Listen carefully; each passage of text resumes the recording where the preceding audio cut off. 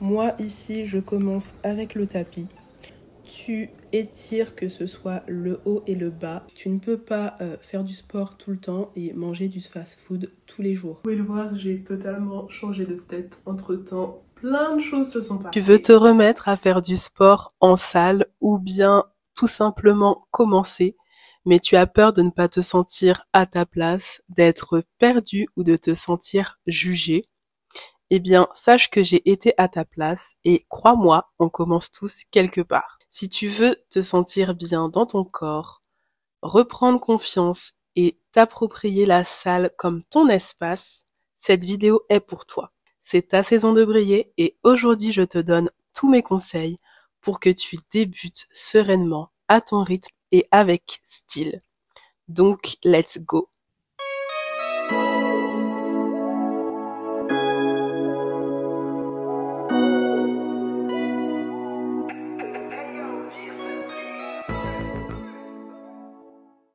Hello guys, bienvenue sur la chaîne, j'espère que vous allez bien, moi ça va plutôt tranquille.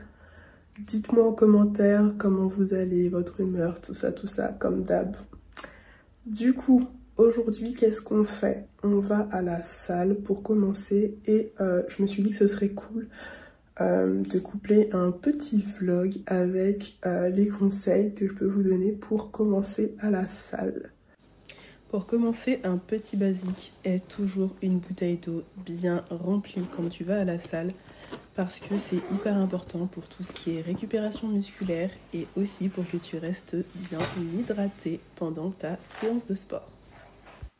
Conseil numéro 2, c'est de choisir une salle qui est près de chez toi ou bien qui est près de ton travail. Tout simplement parce que si elle n'est pas sur ton chemin, c'est plus difficile pour toi de te motiver pour y aller. Donc choisis un emplacement qui te correspond et qui est pratique. Et aussi, je t'invite aussi à choisir un bon créneau pour aller à la salle parce que clairement, si tu n'es pas du matin, ne va pas faire une séance à 5h du matin. Et si tu n'aimes pas, je sais pas moi, la foule, va pas faire ta séance quand tout le monde sort du travail. Ce n'est pas non plus une bonne idée. Moi, pour ma part, en ce moment, j'y vais assez tôt. J'y vais soit à 5h et quelques, soit... Non, pas à 5h, à 6h30, soit à 7h30. Tout dépend de si mon copain m'accompagne ou pas.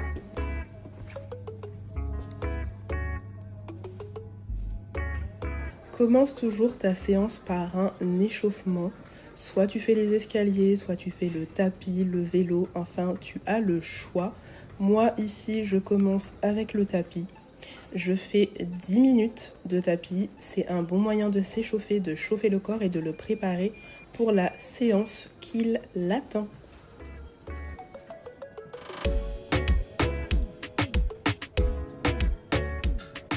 Après, pour éviter les blessures, je t'invite à t'étirer, mais pas un étirement lent, plutôt un étirement dynamique.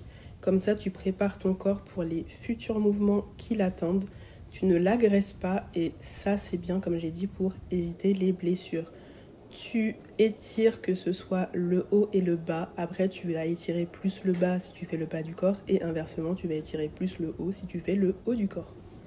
Il faut que tu aies un petit carnet dans lequel tu marques tes séances, ton nombre de séries, ton nombre de répétitions, les poids que tu utilises et comme ça tu peux suivre ton évolution par semaine.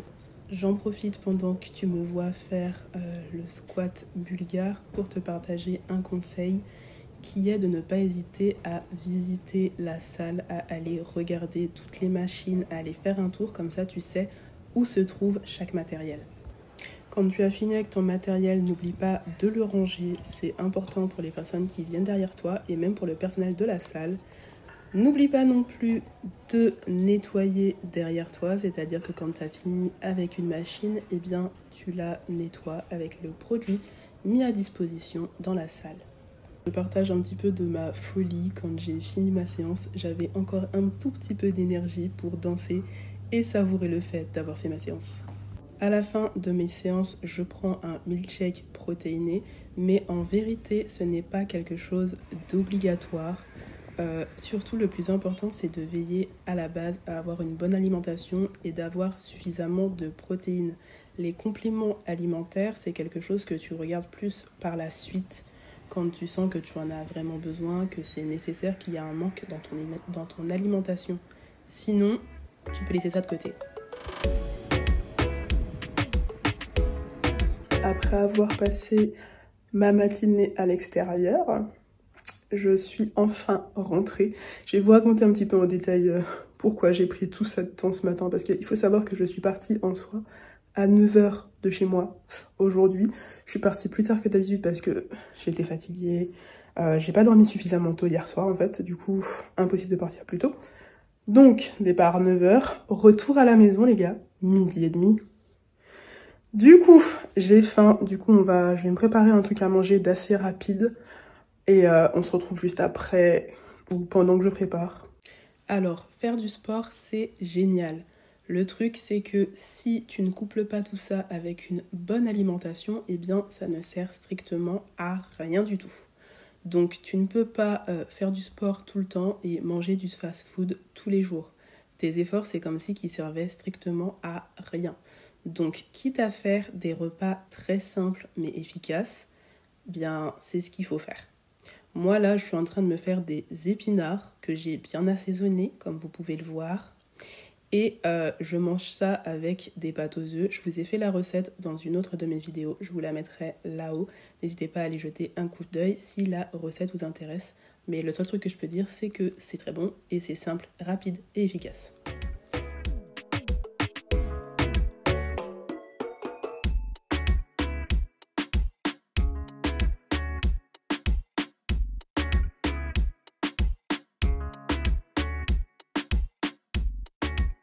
Fais la règle des 80-20, c'est-à-dire que 80% du temps, tu manges bien et les autres pourcents, tu peux te permettre de te faire des petits écarts.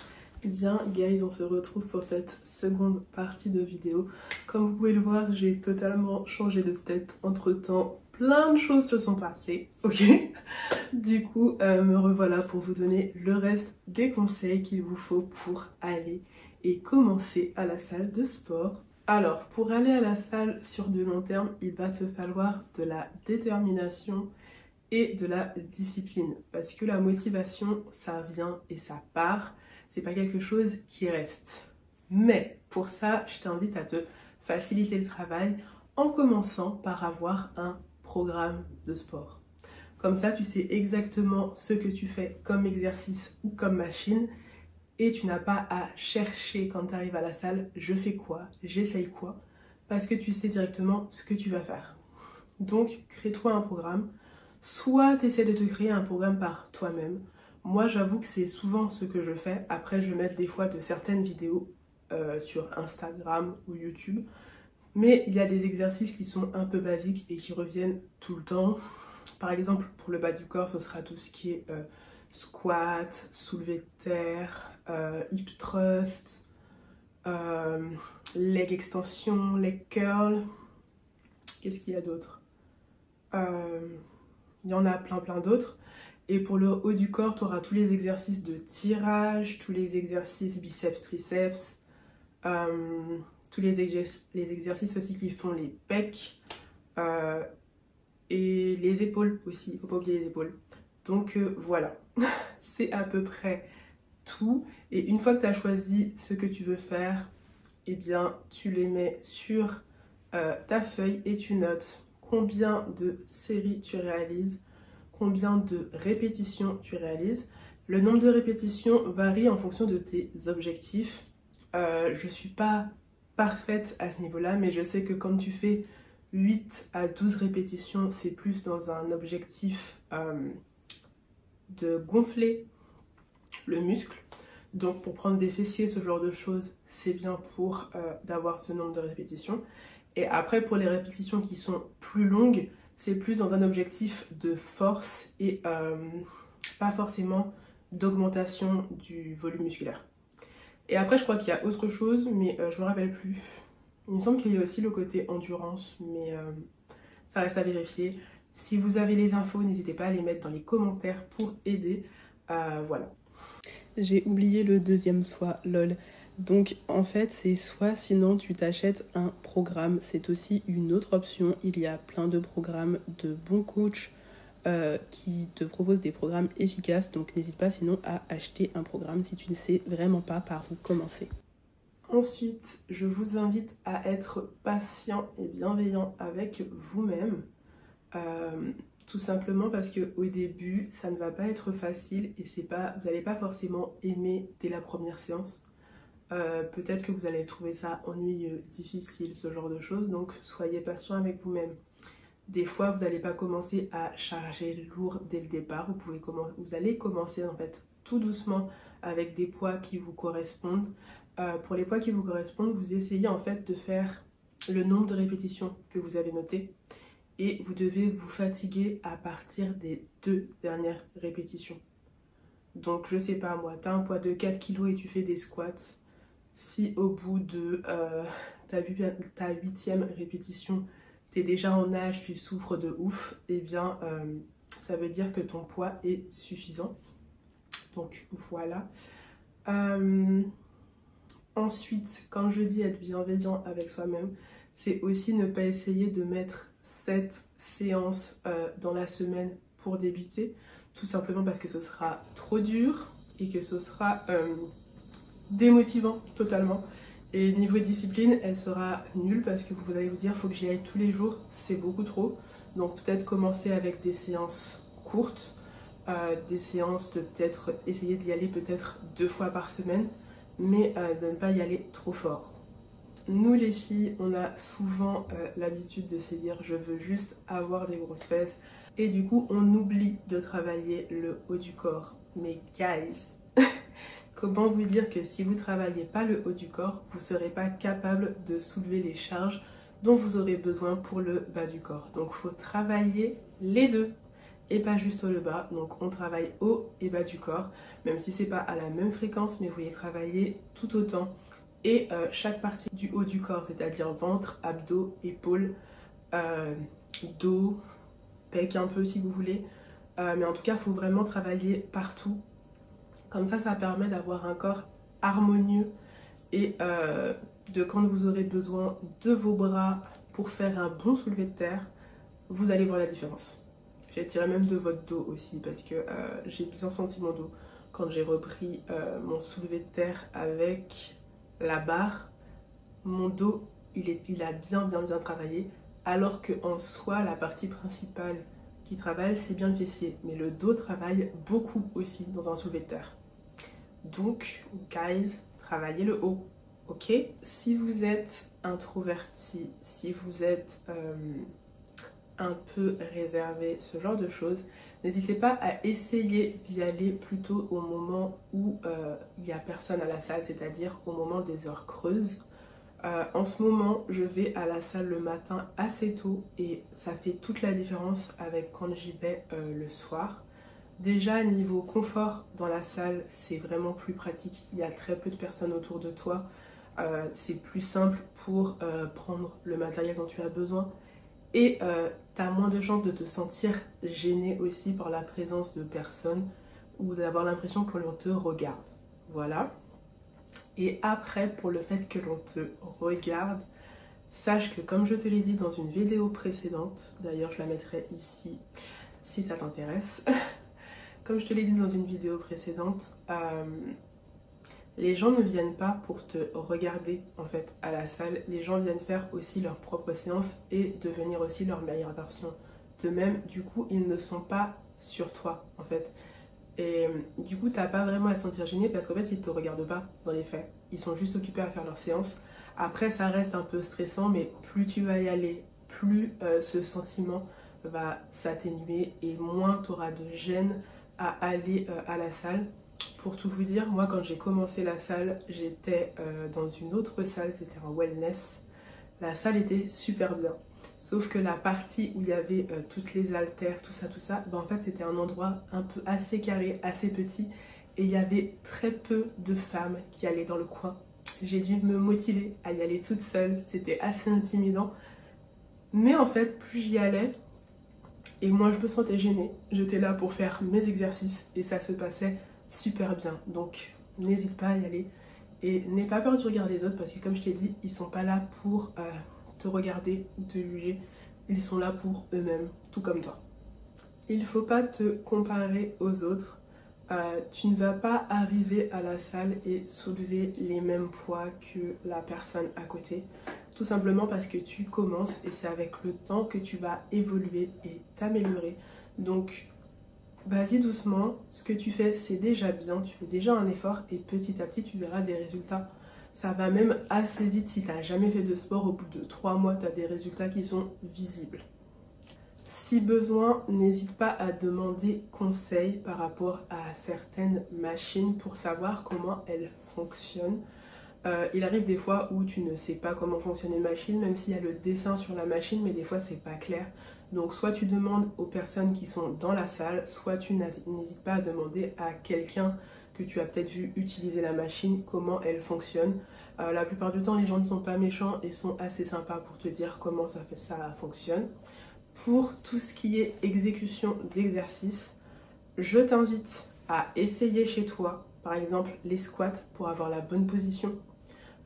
Autre chose aussi, quand tu fais peut-être avec les poids à la salle, n'hésite pas aussi des fois à te filmer, ça peut t'aider à voir si ton exécution est bonne.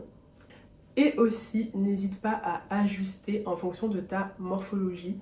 Moi, je sais que par exemple, pour les squats, j'ai les jambes plus longues que mon buste. Du coup, le truc du tes genoux doivent pas dépasser l'avant de tes pieds, pour moi, ça marche pas. Mes pieds dépassent, quoi que je fasse, ça dépasse. Tout simplement parce que j'ai de grandes jambes. Donc, adapte en fonction de ta morphologie, adapte en fonction de ton confort.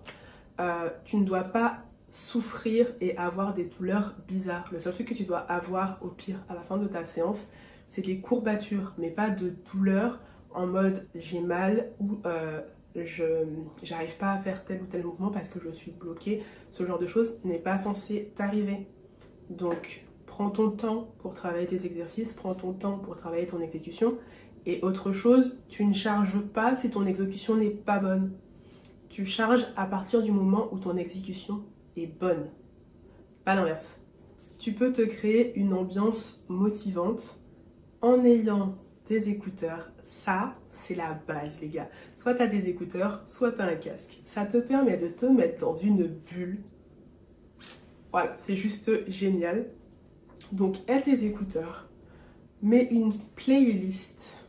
Soit tu as une playlist de malade qui te fait bouger et qui t'encourage à faire ta séance, à être à fond, ou bien tu as une vidéo que tu regardes par exemple pour faire ton cardio. Des fois, le cardio, on a l'impression que c'est la partie la plus dure, la plus compliquée. Mais guys, si tu vas faire ton cardio, par exemple, tu fais ta marche, peut-être que tu as 20 minutes de marche, 30 minutes de marche sur le tapis, et que tu mets une vidéo que tu aimes, par exemple un vlog, je t'assure que tu ne vois pas le temps passer et pourtant tu es en train de marcher sur le tapis et de faire ton nombre de pas ou de dépenser en calories. Donc n'hésite pas à faire ça. Écouter de la musique, comme je t'ai dit, ça te met dans ton petit monde, ta petite ambiance. Donc franchement, c'est cool. Donc voilà, je recommande à 100%. Et d'ailleurs, si vous avez de bonnes playlists, n'hésitez pas à les mettre en commentaire, partagez. Moi, j'écoute des musiques sur SoundCloud, des mix. J'ai un mix de DJ Tutus que j'aime énormément. Et il y a d'autres mix que je trouve un peu au fur et à mesure. L'autre jour, j'ai trouvé un mix qui disait « Ta génération, ma génération ». C'était une pépite. C'était une pépite. Si ça vous intéresse, n'hésitez pas à me le dire en commentaire. Je le mettrai dans la barre d'infos. Je t'invite aussi à avoir un pourquoi fort. Ok, tu veux avoir un beau physique. Et je peux le comprendre parce que clairement, quand j'ai commencé la salle, c'était l'une des raisons principales pour laquelle je voulais aller à la salle. C'est parce que je voulais perdre du poids. Je voulais avoir un ventre plat.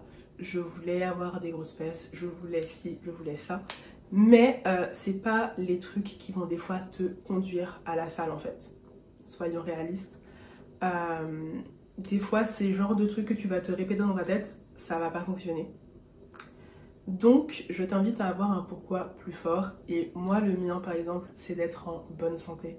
Parce que, pour tout vous dire, je suis actuellement assez sédentaire. Je suis beaucoup chez moi. Du coup, si je ne fais pas de sport, comment vous dire que mon corps sera totalement bousillé, j'aurai mal partout, des douleurs vont se créer pour rien, tout simplement parce que je ne bouge pas. C'est l'importance de bouger, c'est hyper important. Donc guys, ayez un pourquoi fort, et je pense que l'un des pourquoi le plus important, je crois, c'est quand même notre santé. Parce qu'on ne se rend pas compte, mais dans cette société, on est vraiment très sédentaire. Et c'est ce qui nous crée des maux en fait. Donc pensez à votre santé, pensez à votre bien-être. Et le fait aussi de faire du sport, guys, je peux vous dire que ça vous fait du bien, ça vous détend. Au début, tu es en mode « Ah, c'était dur », mais après, vous êtes bien détendu, vous vous sentez bien. Vous avez des hormones qui se libèrent, qui vous disent qui permettent de vous faire vous sentir bien, de vous sentir apaisé. Si vous étiez de mauvaise humeur après le travail, ça relaxe. Si vous voulez bien commencer la journée, ça vous permet de commencer la journée de façon zen, calme. Donc c'est super. Bien, maintenant, ce que je vous propose, c'est que je vous montre ce que je mets dans mon sac de sport. C'est assez simple, il n'y a pas grand chose, mais il y a des trucs qui sont efficaces et pratiques. Et je vous invite à les embarquer. Donc on va tout de suite se retrouver vers mon sac de sport et je vous montre tout ça.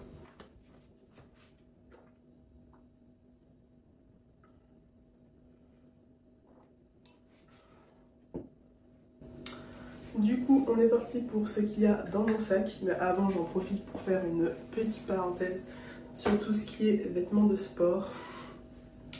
Guys, si tu aimes avoir des bonnes tenues pour faire du sport, n'hésite pas à t'en acheter ou à avoir des tenues qui te motivent, qui te donnent envie d'aller à la salle. Mais sache que tu n'es clairement pas obligé d'avoir la tenue la plus stylée pour commencer à la salle de sport en fait. Tu peux très bien commencer avec un t-shirt large, un jogging et ça fait totalement l'affaire. Moi pour tout vous dire, j'ai commencé avec des ensembles très basiques, des fois à Decathlon, ce genre de choses. Après, je me suis acheté quelques tenues chez Gymshark. Maintenant, j'en ai très peu, des tenues Gymshark. J'ai plus de tenues actuellement de chez Woman Best. Et cet ensemble-là, le bleu là, il vient de chez MyProtein. Mais c'est pas mes préférés niveau en tenue en tout cas. Je crois que mes préférés pour l'instant en tenue, c'est ceux de chez Woman Best. Voilà. Alors, dans mon sac de sport, il y a des chaussures. Donc, j'utilise pour mes séances bas du corps des Vans. Avant, j'utilisais des Converse, sauf que j'ai abîmé mes Converse et je me suis dit que pour l'instant, je n'allais pas en racheter. Du coup, j'ai mes Vans et c'est celles que j'utilise. Pourquoi je mets des Converse? Tout simplement parce que pour tout ce qui est squat, soulevé de terre, enfin pour les exercices bas du corps, c'est hyper important d'avoir des chaussures qui soient bien plates. Donc vous n'avez pas forcément besoin d'avoir des Vans ou des Converse, tant que vos chaussures sont bien plates pour effectuer les exercices, c'est beaucoup mieux. Je me rappelle que ma soeur avait des difficultés avec une de ses paires de baskets à un moment pour faire les squats à la barre quand on la met sur les épaules, tout simplement parce que ces baskets l'inclinaient un petit peu plus vers l'avant et du coup ça lui faisait, je crois, un peu mal au genou, ce genre de choses. Donc n'hésitez pas à prendre des chaussures bien plates pour faire ce type d'exercice. Voilà, et même si c'est bien plat, si vous avez justement les pieds plats, etc., pensez à avoir des semelles pour le creux de votre pied, pas le creux du pied, ça s'appelle la voûte plantaire, je crois. Donc n'hésitez pas à avoir des semelles pour ça, mais en tout cas soyez bien à plat pour faire vos exercices bas du corps, hyper important. Ah, ma salle de bain est bien.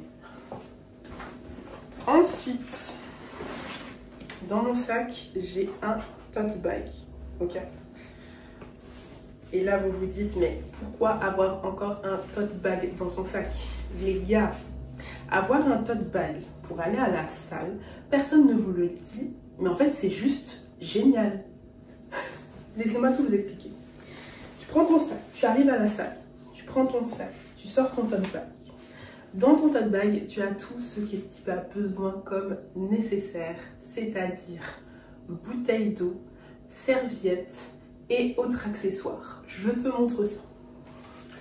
D'ailleurs, si le tote bag que j'ai là t'intéresse, n'hésite pas à aller sur ma boutique Etsy. C'est le dernier dans ce modèle, mais je te rassure, il y a d'autres modèles qui peuvent t'intéresser, donc n'hésite pas à aller y faire un tour. Il faut que à la salle que tu aies une petite serviette pour t'essuyer quand tu transpires évidemment, et aussi pour mettre sur les machines quand tu t'assois. Donc toujours avoir une petite serviette. Ensuite, s'il y a des exercices que tu veux faire qui nécessitent des élastiques, pour ma part j'aime beaucoup travailler avec les élastiques depuis peu, c'était pas le cas avant mais j'aime beaucoup depuis peu pour justement travailler le côté des fessiers, c'est top. Ma corde à sauter, c'est aussi dans mon tote bag que je la mets. Dès que j'en ai besoin, j'ai juste à la sortir, elle est là, elle est à portée de main.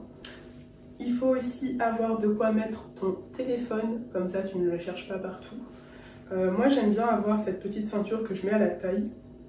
Je la porte pas tout le temps, mais par exemple quand je suis sur le tapis ou quand je fais des fois des squats, tout ça, ben, j'aime bien mettre mon téléphone à l'intérieur.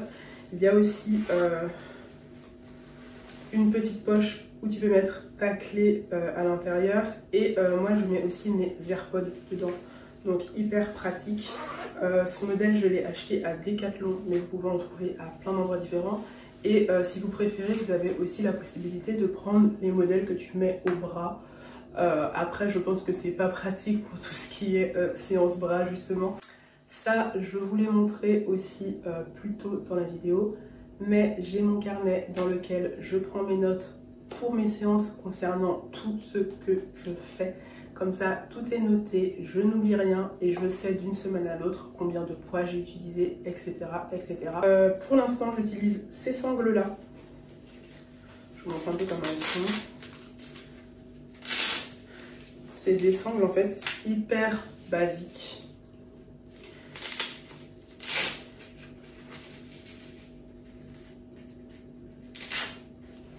Comme ça, que tu mets autour de ta cheville pour faire tes exercices. Pour l'instant, ça me suffit parce que je charge pas lourd, mais par la suite, j'aimerais m'acheter un meilleur modèle. D'ailleurs, si vous avez des modèles à me conseiller, je suis preneuse. Et ça, c'est clairement facultatif, mais quand je filme des petites vidéos des fois pour vous, bah, des fois j'utilise un tout petit trépied et je le mets aussi dans mon tote bag, comme ça. Comme je vous ai dit, je n'oublie rien et tout est à portée de main. Donc voilà.